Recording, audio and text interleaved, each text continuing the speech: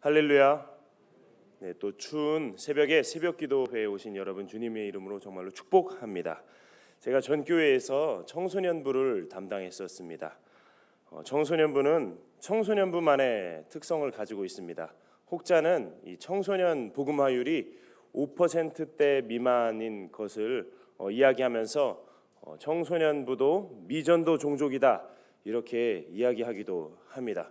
정말로 이 청소년부는 조금 특별한 종족들입니다. 사람들에게 청소년부 사역을 하고 있다라고 이야기하면 참 많이 수고한다 이런 이야기도 듣기도 했던 것 같습니다. 제가 청소년부에서 설교를 할 때면 학생들의 반응은 세 가지입니다. 바닥을 바라보거나 스마트폰을 바라보거나 아니면 옆 친구와 대화를 합니다.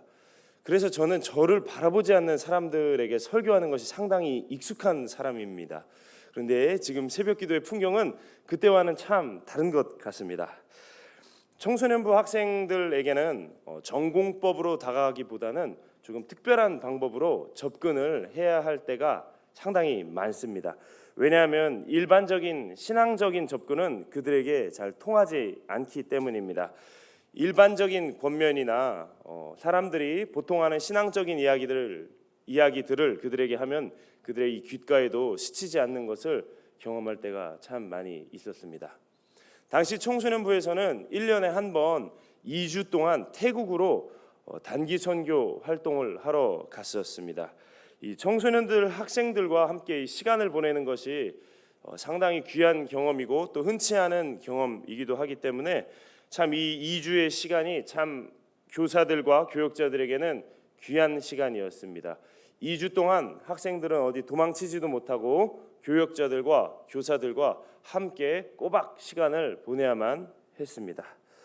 그렇게 한 사람 한 사람을 만나고 또 우리 학생들을 만나서 또 이야기할 때면 저는 학생들에게 이렇게 이야기했습니다. 너는 찐따다. 찐따란 바보, 조금 모자란 사람, 멍청이, 패배자 이런 비슷한 사람을 일컫는 학생들의 속어입니다. 너는 찐따다. 담당 전도사가 갑자기 학생들에게 이렇게 이야기하면 학생들이 조금 당황을 하기 시작합니다. 이 학생들의 당황하면 안 되고요.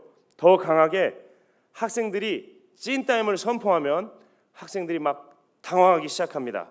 막 저항합니다. 전도사님 저 찐따 아니에요. 저 찐따 아니에요. 이렇게 저항이 시작될 때쯤에 또 봐주면 안 됩니다. 더 강하게 밀어붙여야 합니다. 밀어붙이기 위해서는 평소에 운동을 해서 막 근육도 키워야 되고 표정도 무섭게 무표정으로 해야 합니다. 그렇게 더 밀어붙이면 학생들은 자기가 찐따가 아니라며 막 발버둥 치기 시작합니다. 바로 그때 저는 이렇게 이야기했습니다. 그럼 누가 찐따냐? 예수님이 찐따냐? 너가 찐따냐? 예수님이 찐따네. 이 빈틈없는 논리 앞에서 학생들은 막 당황하기 시작합니다. 그 학생들은 나름 3개월 동안 선교 훈련을 한 학생들입니다. 스스로 자기는 고양시 신앙생활 5% 안에 드는 존재이다 라고 생각하는 학생들인데 그 학생들이 자신이 갑자기 찐따라고 하니까 막 용납할 수가 없는 표정을 짓습니다. 그런 그들에게 어떻게 합니까? 더 강하게 밀어붙입니다. 누가 찐따야? 너가 찐따야? 예수님이 찐따야? 참 재미있는 것은 그렇게 이야기를 해도 끝까지 예수님이 찐따라고는 이야기하지 않는다는 것입니다. 학생들의 표정이 막 창백해집니다. 막 도망갈 수도 없는 봉고차 안에서 등치가 이만한 전도사가 구석에 몰아넣고 너가 찐따야? 예수님이 찐따야? 이렇게 하니까 이 표정이 말이 아니게 됩니다. 바로 그때에 저는 이렇게 이야기를 해주었습니다. 예수님 시대에 많은 사람들이 예수님을 찐따라고 그랬어. 사흘 만에 성전을 짓는다고? 웃기는 소리 안 해. 너가 하나님의 아들이라고? 헛소리 안 해. 맨날 세리들과 창녀들과 먹고 마시기만 하는구먼. 그런데 얘들아, 예수님을 주님이라고 고백한 사람들은 예수님께 다른 대답을 했었어. 예수님, 제가 죄인입니다. 예수님, 저는 구제불능입니다. 저의 가능성은 0%입니다. 제가 찐따입니다 하면서 주님 앞에 무릎을 꿇었어. 그리고 그들은 그런 그들도 사랑해 주시는 예수님을 만났단다. 그런 예수님을 경험했고 자신을 사랑해 주시는 예수님을 나의 삶의 구주라고 고백하면서 그들의 인생을 예수님께 헌신했단다. 너도 이번 선교를 통해서 우리의 연약함, 우리의 부족함, 우리의 찐따됨을 사랑해 주시는 예수님을 만나고 변화되면 참 좋겠다, 이렇게 이야기했습니다. 좋은 전도사입니까? 그들이 변화되었을까요? 그들의 이야기는 다음 설교 때 말씀드리도록 하겠습니다. 2020년 11월 26일입니다. 이 아침에 여러분들께도 묻고 싶습니다. 여러분들께 찐따라는 단어는 사용하지 않고 여러분은 죄인입니까?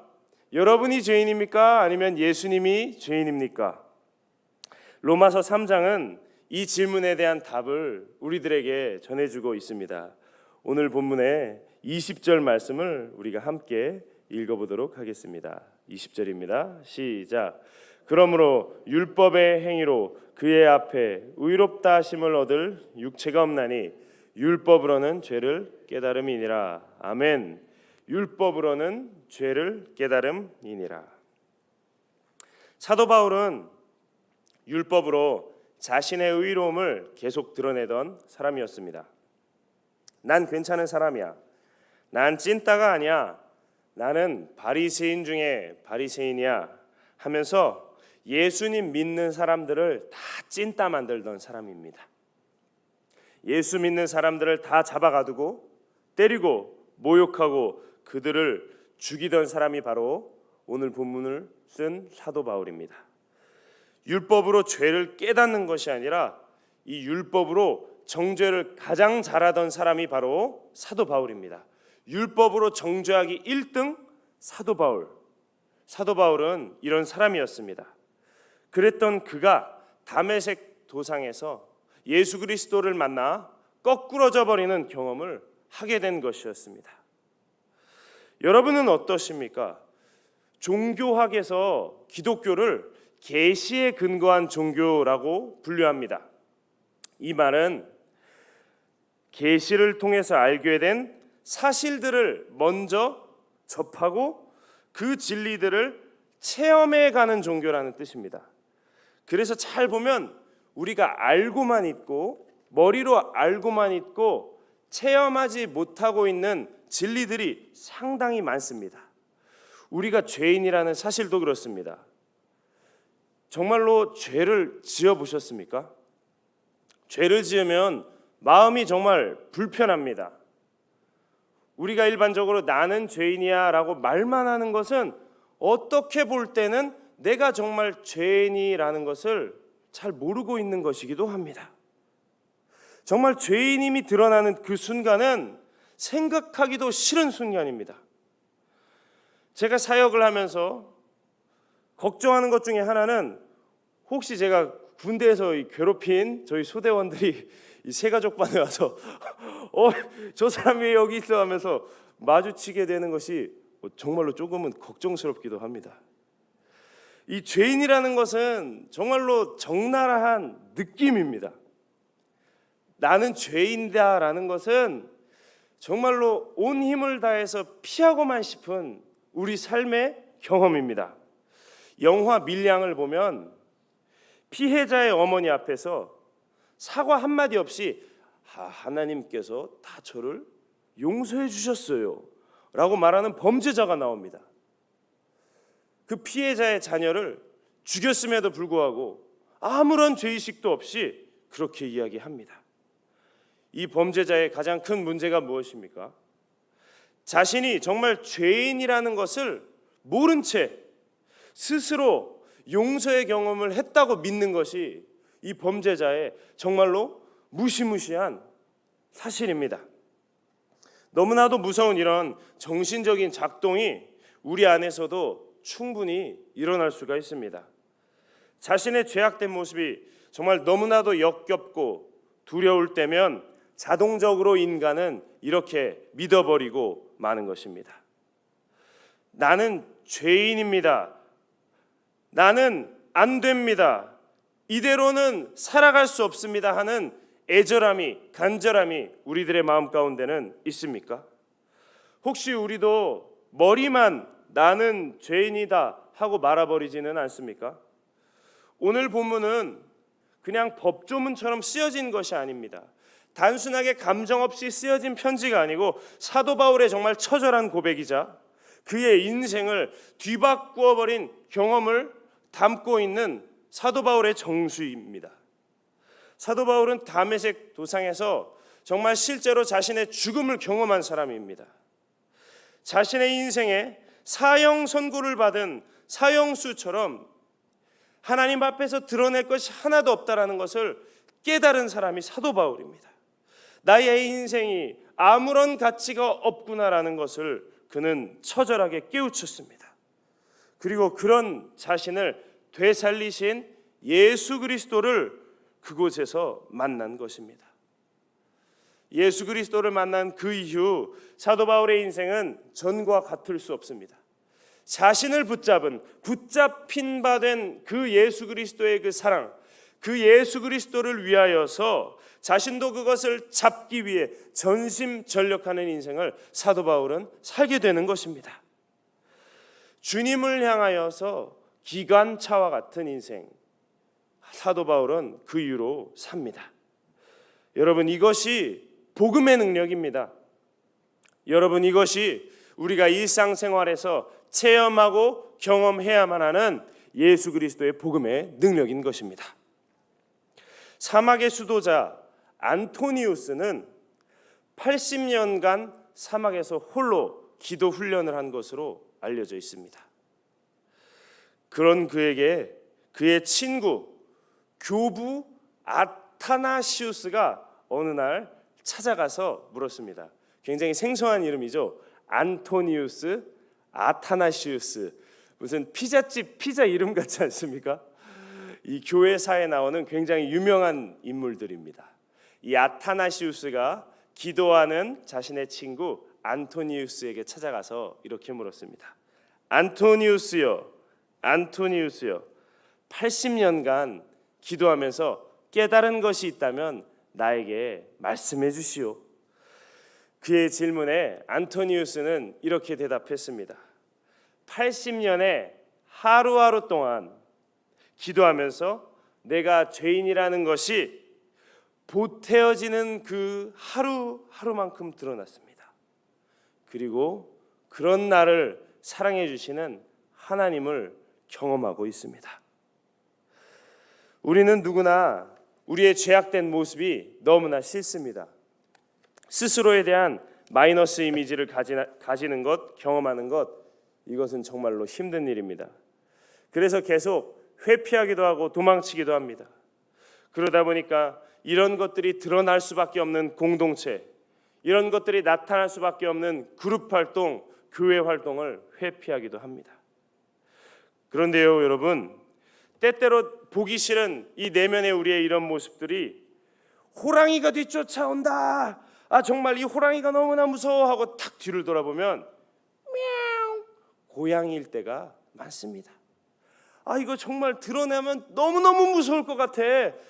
난 이 호랑이가 싫어하고 막상 탁 까보면 뻥뻥 귀여운 강아지일 때도 많습니다.